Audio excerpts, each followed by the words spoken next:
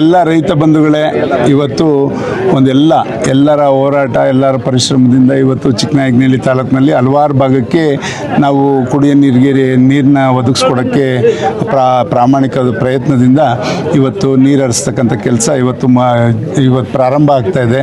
ನಿನ್ನೆ ಏನು lift irrigation ಮುಖಾಂತರ ಗೋಡೆಕೆರೆ ಮತ್ತು ಜೇಸಿಪುರದ ಕೆರೆಗೆ, ನಡುನಳ್ಳಿ ಕೆರೆ ಮತ್ತು ಜೇಸಿಪುರದ ಕೆರೆಗೆ ನೀರು ಬಿಡ್ತಕ್ಕಂಥ ಕೆಲಸ ಆಯಿತು. ಇವತ್ತು ಸಾಸ್ಲು ಮತ್ತು ಶೆಟ್ಟಿಕೆರೆ ಮತ್ತು ಉಳಿಯಾರ್ ಭಾಗಕ್ಕೆ ನೀರು ಹೋಗ್ತಕ್ಕಂಥದಕ್ಕೆ ಇವತ್ತು ನಾವೆಲ್ಲರೂ ಕೂಡ ಭಕ್ತಿಪೂರ್ವಕವಾಗಿ ಗಂಗೆಯನ್ನು ಬರಮಾಡ್ಕೊಂಡಿದ್ದೇವೆ.